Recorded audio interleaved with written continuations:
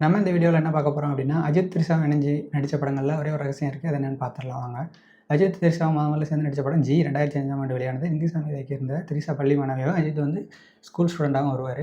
இதில் 2 பேரும் காதல் பற்றிக்கொள்ளும். இந்த படத்தில் இருவரும் ஜோடி சேர மாட்டாங்க.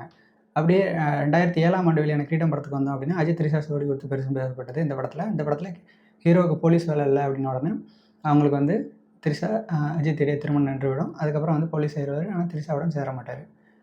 இதே மாதிரி 2010ஆம் ஆண்டு வங்காத்தா படத்துலையும் அஜித் த்ரிஷா காதலராக இருப்பாங்க. த்ரிஷாவை தன்னோட ஆதாயத்துக்காக உபயோகப்படுத்திக்குவார். அதுக்கப்புறம் கடைசியில் த்ரிஷா அழுதுகிட்டே போயிடுவாங்க. அதே போல் கௌதம் மேனன் இயக்கத்தில் 2017ஆம் ஆண்டு எண்ணெய் மருந்த படத்துலையும் இதே தான். அவங்க திருமணத்துக்கு முன்னாடி வந்து த்ரிஷா இறந்துருவாங்க, கொல்லப்பட்டுருவாங்க. இதே போல் கதை அமைஞ்சிருக்கும். விடாமுயற்சி படத்துலேயும் இதே போல் தான் த்ரிஷா கடத்தப்பட போவதையும் அவரை தேடி அஜித் செல்வது போலவும் கதையை ஆரம்பிப்பதாக கூறப்படுகிறது. இதே போல் குட் பேட் அக்லிலையும் ஆதிக் ரவிச்சந்திரன் இயக்கியிருக்க இந்த படத்தில் அஜித் ஜோடியாக நடிச்சிருக்காங்க.